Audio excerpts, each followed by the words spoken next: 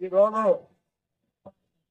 మన రాజ్యాంగం అమల్లోకి వచ్చిన రోజు, మంచి రోజు. ఈ రోజు అందరి పైన ఉంది, రాజ్యాంగాన్ని కాపాడుకున్న రోజు అందరి పైన ఉంది.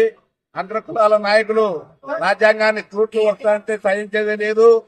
ఎవడైతే రాజ్యాంగానికి అడ్డం వస్తే అడ్డంగా చేస్తారు. ఏంటికి రాజ్యాంగం ఉన్నప్పుడే ఇట్లా ఉంది భవిష్యత్తు. రాజ్యాంగం పోయినాక ఏం చేస్తారు మీరు? ఎవరు ఏం చేయలేరు.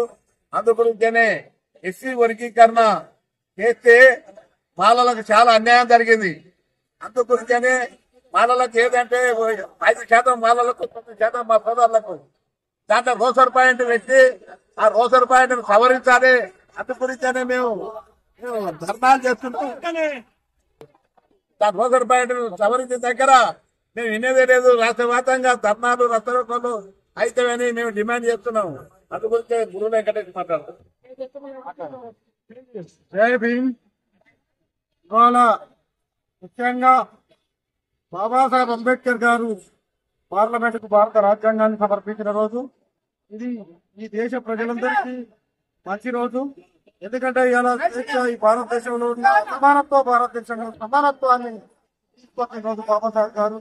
ప్రతి పౌరుడికి ఒకటే హక్కు, ఒకటే విధంగా అన్ని హక్కులు రాజ్యాంగబద్ధమైనగా కల్పించిన రోజు కాబట్టి ఇవాళ బాబాసాహెబ్ గారికి ఘనంగా నివాళులర్పించడం జరిగింది. మానవానికి మా జాతీయ అధ్యక్షులు చెన్నయ్య గారు, మేమంతా కలిసి మా గ్రేటర్ అధ్యక్షులు బైన శ్రీని గారు, మహిళా అధ్యక్షులు తర్ల గారు అందరం కలిసి ఇక్కడ ఘనంగా నివాళులర్పించడం జరిగింది. అదేవిధంగా ఇవాళ మాలలకు ఏదైతే ఈ రాష్ట్ర ప్రభుత్వం ఎస్సీ వర్గీకరణ ద్వారా తర్వాత రోస్టర్ పాయింట్లను మాలలకు తీవ్ర అన్యాయం చేసిందో 5% కేటాయించిన మాలలకు 1% కూడా విద్యా ఉద్యోగాలు రాకుండా మాలలను అణచివేసే ప్రయత్నం చేసింది ఈ రాష్ట్ర ప్రభుత్వం.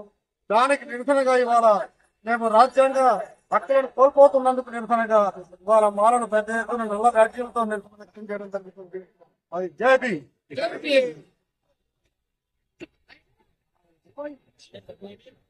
ఈరోజు డాక్టర్ అంబేద్కర్ గారు భారతదేశానికి రాజ్యాంగాన్ని ఇచ్చి మన దేశ ప్రజలకు అందరికీ అంకితం ఇచ్చిన రోజు. ఇలాంటి రాజ్యాంగాన్ని కొన్ని రాజకీయ పార్టీలు వాళ్ళ స్వార్థం కోసం అనుకుంటారు. కాబట్టి భారతదేశంలో పుట్టిన ప్రతి ఒక్కరు ఎస్సీ, ఎస్టీ, బీసీ మైనారిటీలు అందరూ కూడా కలిసి భారతదేశంలో మనకి రాజ్యాంగాన్ని కాపాడుకోవాల్సిన బాధ్యత.